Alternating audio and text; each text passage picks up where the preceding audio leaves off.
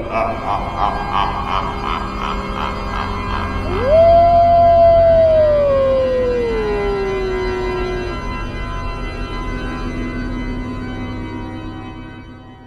everyone, Kristin here to welcome you to our annual History for Halloween episode. It is our 10th year doing this, which means a full decade of drawing from the past to fill your ears with the strangest tales to mark what my Halloween-loving friends call spooky season.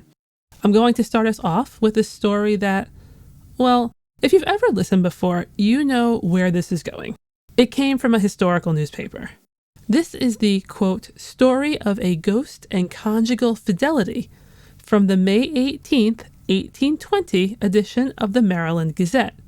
However, like many of the stories I've found in newspapers, I've also found it in other locations, printed both before and after it. For example, it appears in the Australian Literary Journal of January 1849, so this tale had legs. Anyway, as always, I give the credit to the place where I found it first. And this is the sort of story that I can imagine if I lived in that time, I would have been entertained by and shared with my friends. So since all of you listeners are friends of the pod, I am sharing it with you. The so-called story of a ghost and conjugal fidelity goes like this. In an unspecified time, a man named Samuel Fisher had an acquaintance who was a woman living in Cork who was of exquisite character, and she was going through a hard time. She was widowed, and she missed her husband something fierce. Day and night, all she did was miss her husband. She sighed and lamented during the day, and cried on her pillow when the moon was up. It was a horrible time for the poor woman. One day, Samuel was visiting with his friend, and she was in a particularly bad way. She was, quote, in a state of mental agitation bordering on distraction. The cause? A ghost. More specifically, the ghost of her late husband. But this wasn't a happy reunion. This was of the most upsetting level. He appeared by her bedside at night and had a demand of her. He told her that she needed to go to the vault where his coffin was and have it opened. Samuel, like most people reading this probably would have done, told her that this was a ridiculous idea. He tried to convince her that the ghost was a figment of her imagination, that her grief was ruining her ability to think clearly, and all the other ways to dissuade her that he could think of, succeeding only in convincing her that maybe she should wait before doing something so drastic. No doubt, he hoped she would move on from this idea. She didn't. Because, she argued, her late husband wouldn't let her. For 2 more nights, since things in this type of story always happen in threes, her husband's ghost terrorized her, again appearing by her bed and reiterating his demand with, quote, loud menaces. Open my coffin, woman! At this point, Samuel felt he had no choice but to help her. He contacted the appropriate authorities and accompanied his grieving friend to the vault where her late husband's coffin was. The weeping widow watched her husband's coffin get opened, and once it was revealed, she stepped forward and kissed the corpse on the lips. Not a course I would have taken, but to each their own. Nothing else was reportedly done, and the coffin was once again closed. The following day, Samuel was looking to leave town, but wanted to check on his friend before he left. He rolled up to her house and was greeted not by his friend, but by her maid instead. He asked for his friend and was told she was sleeping, but he persisted in trying to see her. The maid smiled at him, turning down his offer of consolation for her mistress, and she dropped a truth bomb on him, saying, quote, it would be a pity to disturb the new married couple so early in the morning. Samuel was shocked. How could this woman be married? Just the day before, she had been weeping over her late husband and kissing his corpse, and all sorts of things showing her love and devotion. He asked who on earth got married yesterday, and the maid assured him it was the same widowed friend he had intended to offer his support to. Seeing his state of disbelief, she revealed more, explaining, when the widow's late husband had been on his deathbed, he made his wife make him a promise. Deathbed wishes are very serious things, naturally, and this man's was no small deal. He made her promise that she would not marry again until after they once again met, presumably meaning that she would never remarry because they would next meet in heaven. Still, she continued to elaborate, it didn't take her own death to reunite the couple. After all, Samuel had witnessed the reunion himself just the day before, when he helped the widow have her husband's coffin opened so that she could meet him again and kiss his lips. While Samuel likely stood there in a stupor, aware of being played by the widow, who I guess now was a newlywed, the maid continued, quote, "My mistress, sir, sends you her compliments and thanks, together with this bride's cake, to distribute among your friends." And there our story ends, with a befuddled Samuel, a tasty cake, and one very happy newlywed woman who was ingenious in her method of fulfilling the promise she made to her first husband in order to tie the knot with her second one. This story certainly made me chuckle, and I hope it did the same for you. Happy Halloween. In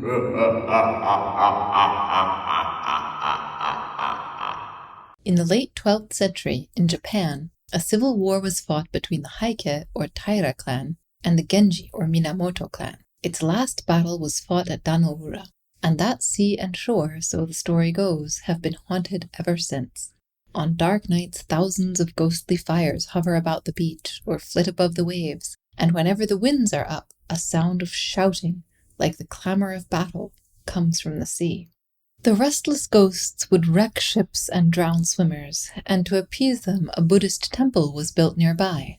A cemetery also was made near the beach, and within it were set up monuments inscribed with the names of the drowned emperor and of his great vassals, and Buddhist services were regularly performed there on behalf of the spirits. This put an end to the shipwrecks and drownings, but not entirely to the restlessness of the ghosts, as the following story makes clear. Some centuries ago, there lived a blind man named Hôïchi, who was famed for his skill in recitation and playing upon the biwa, a stringed instrument. At the outset of his career, Hôïchi was very poor. The priest of the Buddhist temple near the seashore was fond of poetry and music. Having heard Hôïchi play and recite, he invited him to live at the temple, receiving room and board in exchange for playing music for the priest when Hôïchi didn't have other plans.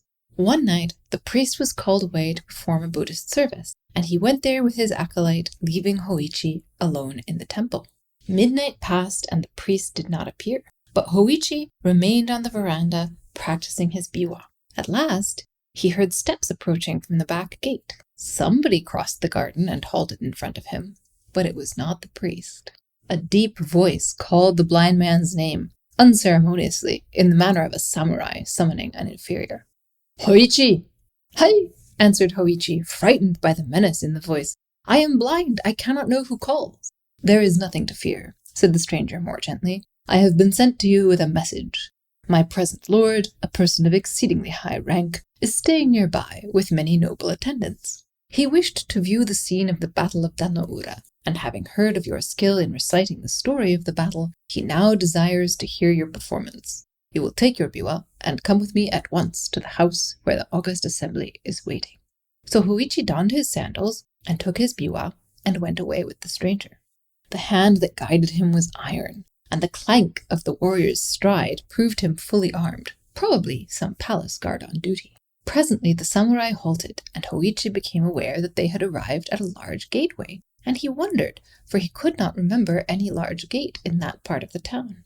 They passed on and crossed a garden, and the retainer cried in a loud voice, "Within there! I have brought Hôïchi." Then came sounds of feet hurrying, and screens sliding, and doors opening, and women speaking. Hôïchi could not imagine to what place he had been conducted. A woman's hand guided him along polished planking and over widths of matted floor into the middle of some vast apartment. There he thought that many great people were assembled. The sound of the rustling of silk was like the sound of leaves in a forest. Hôïchi was told to put himself at ease, and he found a kneeling cushion ready for him. After he had tuned his instrument, he was asked to recite. So Hôïchi lifted up his voice and chanted the chant of the fight on the bitter sea, making his biwa sound like the straining of oars and the rushing of ships, the whir and the hissing of arrows, the shouting and trampling of men, the crashing of steel upon helmets, and the plunging of bodies in the flood. And to left and right of him, in the pauses of his playing, he could hear voices murmuring praise. Then fresh courage came to him, and he played and sang yet better than before, and a hush of wonder deepened around him. And when he reached the end with the tragic death of the emperor, all the listeners uttered one long, long, shuddering cry of anguish, and wept and wailed so loudly and so wildly that the blind man was frightened by the violence of the grief that he had made. For much time the sobbing and the wailing continued, but gradually the sounds of lamentation died away, and at last a woman's voice said, "Although we had been assured that you were a very skillful player upon the biwa, we did not know that anyone could be so skillful as you have proved yourself tonight.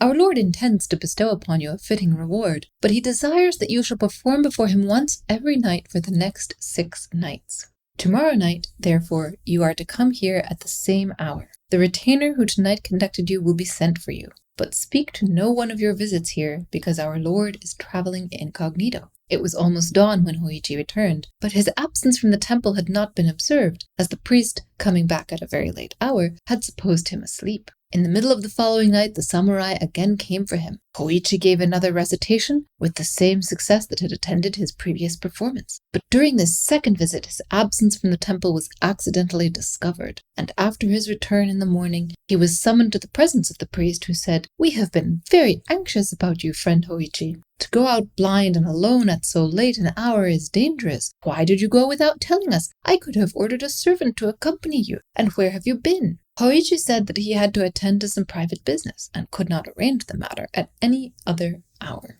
The priest felt this to be unnatural and suspected something wrong, fearing the blind lad had been bewitched. He did not ask any more questions, but told the servants of the temple to keep an eye on Hôïchi. Very next night, Hôïchi was seen to leave the temple, and the temple servants lighted their lanterns and followed after him. But it was a rainy night and very dark, and before the temple folks could get to the roadway, Hôïchi had disappeared. Evidently, he had walked very fast, a strange thing considering his blindness. The men hurried through the streets making inquiries, but nobody could give them any news. At last, as they were returning to the temple by way of the shore, they were startled by the sound of a biwa being played in the cemetery. There the men discovered Hôïchi, sitting alone in the rain in front of the emperor's tomb, chanting the chant of the Battle of Dan-no-ura. And around him, and everywhere above the tombs, the fires of the dead were burning like candles. So the moral of this story, dear listeners, is that sometimes even ghosts want to hear a good ghost story.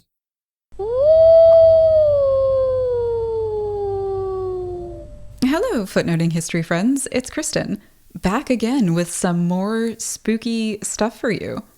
A little while ago, I mentioned Kate and Margaret Fox, aka the Fox sisters, in my spirit photography episode. I didn't get to tell you much about them then, but Halloween seems like a good time to tell you a bit more of the story of their first contact with the spirit world. Alleged contact with the spirit world. Because there were some recantations of their claims, and then recantations of the recantations, and, well, here we go.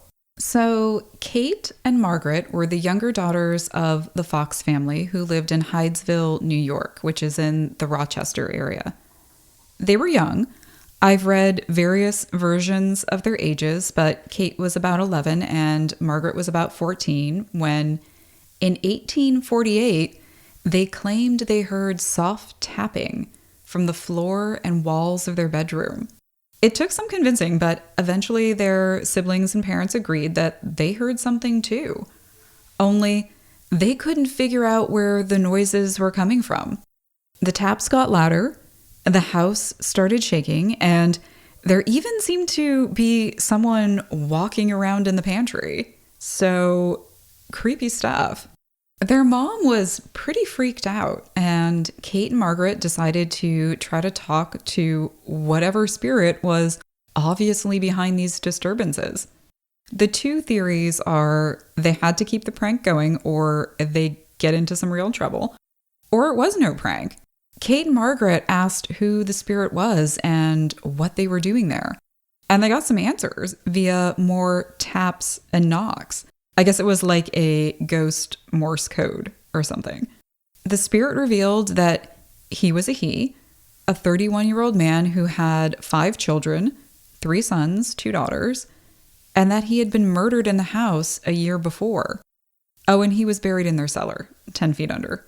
The sisters identified the phantom house knocker as Mr. Splitfoot, a traveling salesman who had been murdered with a butcher's knife.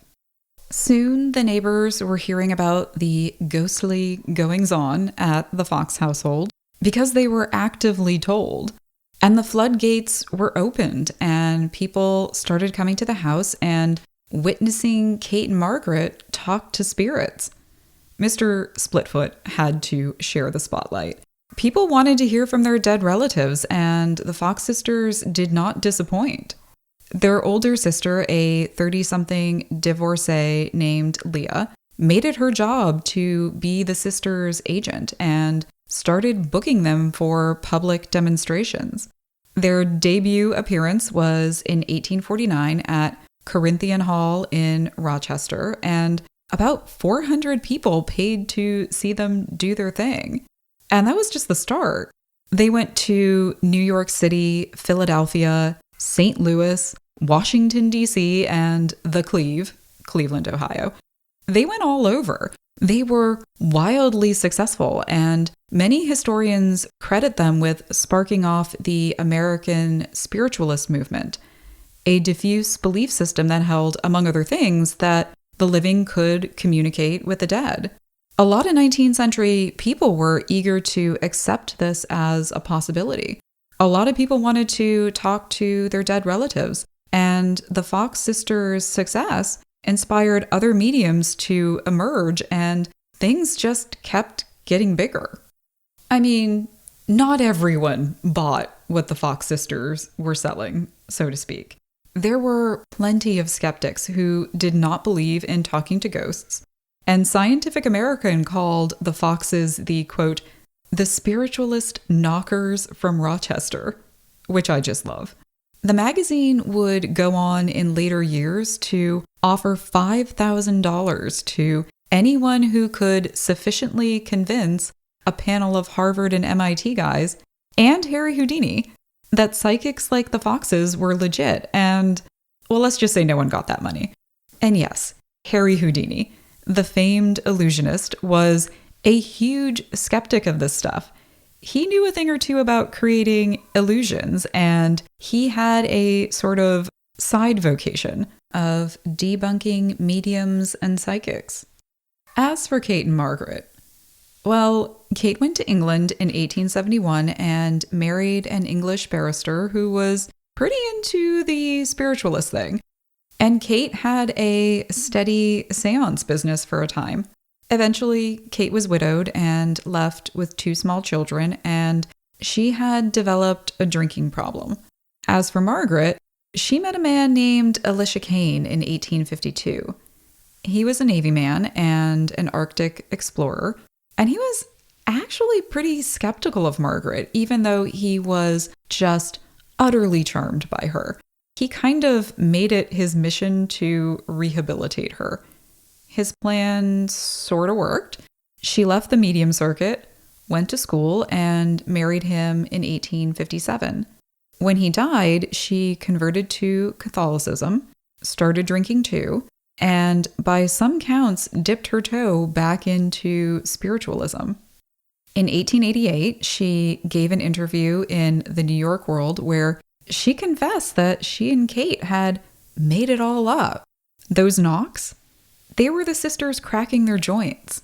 Margaret demonstrated how she did it. This was right before a much-anticipated Fox sister appearance at the New York Academy of Music. Kate was in the audience.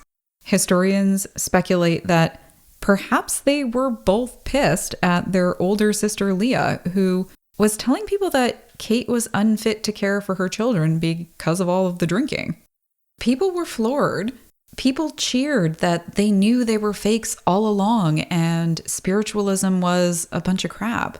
And people who had believed in them still continued to believe. A year later, Margaret recanted her confession. She said she made up that she had made it up. No one quite knows why. Maybe she really did just do it to get back at her older sister. Maybe it was the residual influence of her late husband. Maybe she missed the business and the fame. Could be a lot of things. Both sisters would die a few years later in New York City, Kate in 1892 and Margaret in 1893. The final twist to the story is that years later in 1904, when some kids were playing in the ruins of the Hydesville house, known locally and affectionately as, quote, the spook house, they found some bones in the cellar behind a crumbling wall. A doctor confirmed that the bones were about 50 years old, about as old as Mr. Splitfoot would have been when he started his ghostly knocking, or, didn't. Later examinations of the bones determined that some were chicken bones, but there were a few other, quote, odds and ends and, quote, a few ribs. So maybe someone was trying to make contact from the other side. Maybe Mr. Splitfoot had something to say and the Fox sisters helped him say it. I do know one thing. It makes for a perfectly creepy story. Stay safe and stay spooky, footnoters. And happy Halloween.